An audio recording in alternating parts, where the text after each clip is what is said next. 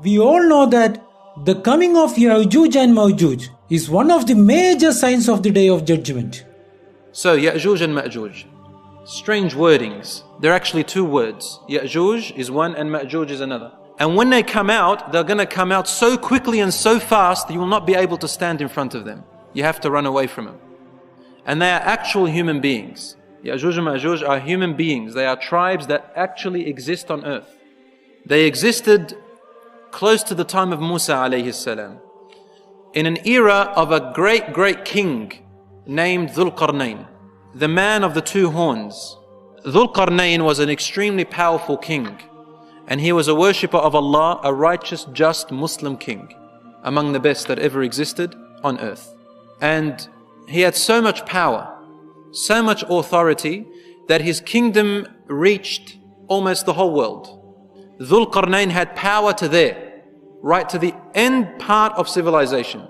And Allah subhanahu wa ta'ala talks about Dhul Qarnayn in Surah Al-Kahf.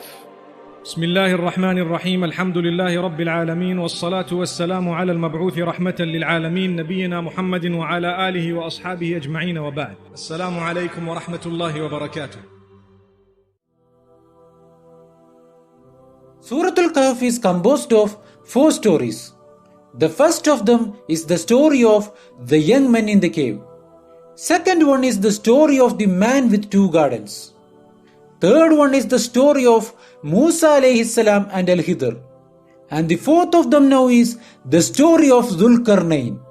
The first story dealt with the fitna of persecution for the sake of religion. The second story dealt with the fitna of money. The third story dealt with the fitna of knowledge. And the fourth story deals with the fitna of power. The general rule that history has told us is that power corrupts. There is nothing that is more destructive to a person's ego than power. Because power gives you fame, power gives you wealth, power gives you fortune, power gives you access to everything else. All of the other fitnas that a man has, when you have power, they are all underneath you. And that is why our Prophet ﷺ said, never seek power, never seek to be in charge of others. Why? Because if you want to be in charge of others, Allah subhanahu wa ta'ala will let you alone. Whereas if others ask you to be in charge, if others want you to be in charge, then Allah subhanahu wa ta'ala will help you. In the Islamic concept, the Amir does not stand up and say, vote for me, I'm the best candidate. Rather, the real Amir will be like Abu Bakr, who says, Umar is better than me and Abu Ubaidah is better than me. You two choose between Umar and Abu Ubaidah. And Umar says, no, wallahi, you are the best among. There's a fight going on, verbal fight, that who is the better one. This is the real Islamic sense of power. This is what the real Khalifa is. He doesn't want that position. He wants to run away from that position. Umar ibn al-Khattab, he said, how I wish I had never ever had this position. How I wish that I had never been put in charge of the affairs of the believers. And there are so many stories from the earliest generations and from the Islamic leaders that shows the real Islamic khulafa of old, that shows that they used to run away from this. So, a person in power who is sincere and pure is the exception and not the rule. The ruler that acts in accordance with the Sharia, that's a rarity. And somebody who has power and he still is just, that is truly something that is worthy of respect, that Allah has obligated upon us. And also it is one of those whom the Prophet ﷺ has said, he will be sheltered under the shade of Allah subhanahu wa ta'ala, is the ruler who acts justly in accordance with the Sharia. So Allah wants to give us an example of one such ruler. Now remember, what was the reason why Surah Al-Kahf was revealed?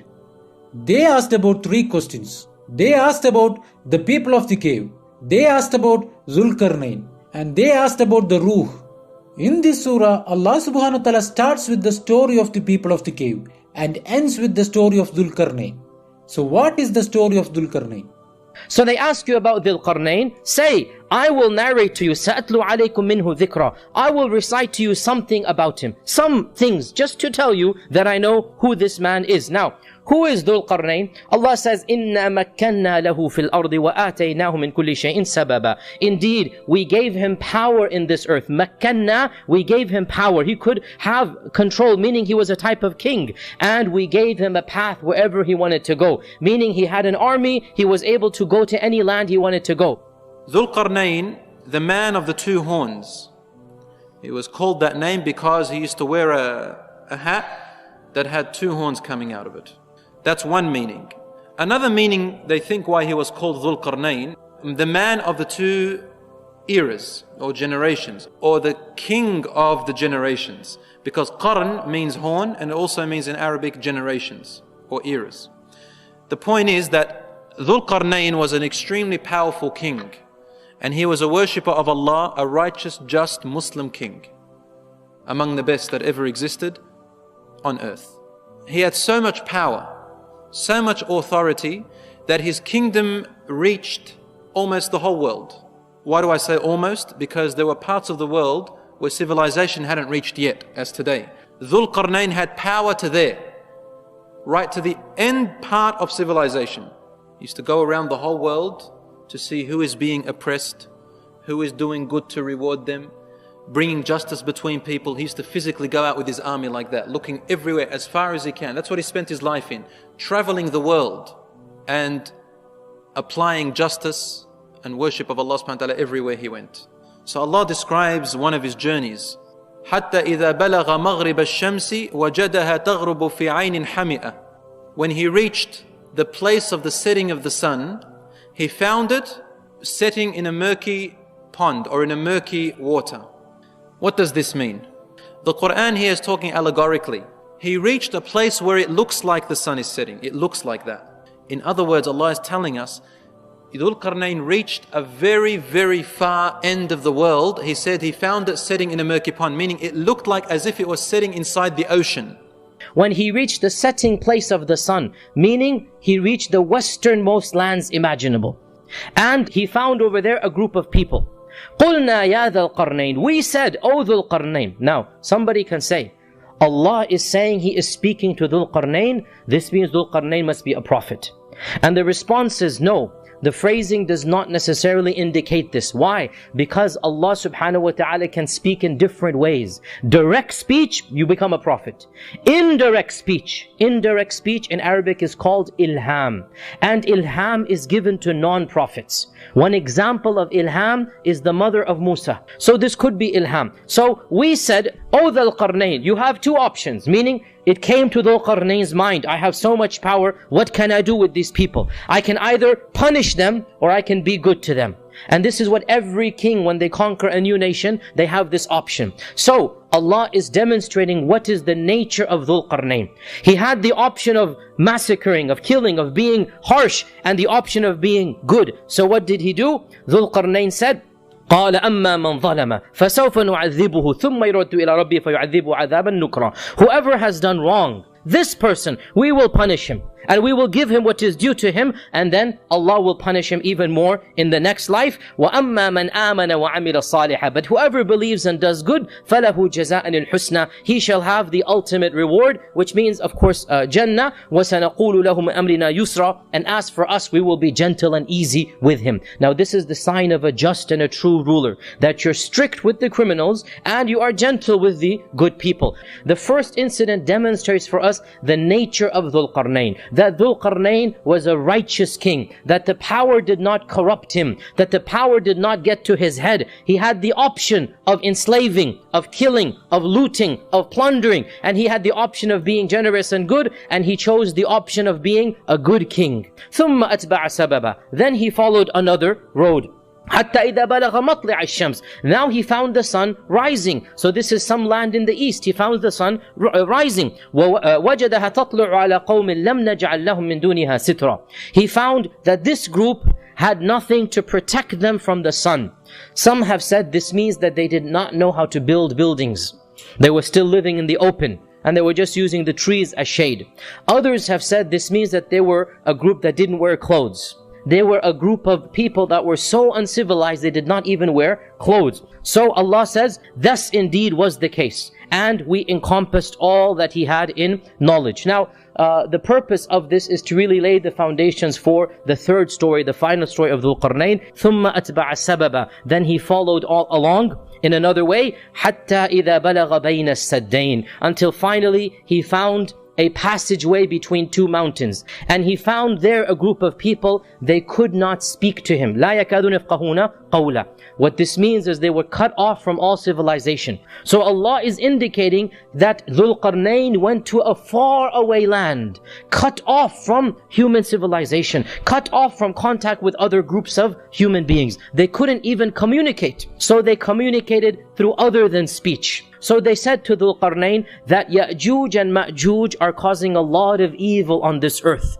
So this means that this tribe and Ya'juj and Ma'juj were interacting with one another. So Ya'juj and Ma'juj are causing evil. They are plundering, they are killing us, they're raping, they're causing our damage, they're causing much evil in the land. So if we pay you, you are such a mighty king, you have this vast army, you clearly are from a superior civilization, you seem to be a good man because you're so nice to us. Take this money and protect us from Ya'juj and Ma'juj. Can you build a wall between us and them? They come through this valley, build a wall. So Dhul Qarnayn says, قَالَ مَا مَكَّنِّي فِيهِ رَبِّي خَيْرٌ. Whatever Allah has given me is better than your money. I don't need your money. I don't need your money. I will do it fi sabilillahi ta'ala. I will do it for the sake of Allah subhanahu wa ta'ala. But what I need from you, فَأَعِنُونِي بِقُوَّةٍ. You help me with your manpower. You help me with your physical strength. فَأَعِنُونِي بِقُوَّةٍ أَجْعَلْ بَيْنَكُمْ وَبَيْنَهُمْ رَدَمًا. Dhul Qarnayn said, I will build something even better. I will build a radam. And a radam, there is no English equivalent, but it's like a fortified dam. It's like a barrier that has been fortified. So Dhul Qarnayn says, آتوني زبر الحديد. Bring me pieces of iron or sheets of iron. حتى إذا ساوى بين الصدفين. When he had laid it between the two mountains. So he's building a type of barrier with iron, which is right now cold. قال انفخوا. He said, blow. And the blowing here is with the bellows, with the fire. So once he's put the iron there, a massive fire is being built. A fire that is so hot that all of this iron will become molten ore and stick together. So this is the help that he needs from these people. Allah knows how they built such a large fire. Allah knows what they did. But Dhul Qarnayn had the technology to do that. Until the iron had become so hot it becomes ore. قَالَ آتُونِي أُفْرِغْ عَلَيْهِ قِطْرًا. He said, now bring me qitr, and qitr is molten copper. So the radam that he built, it is composed of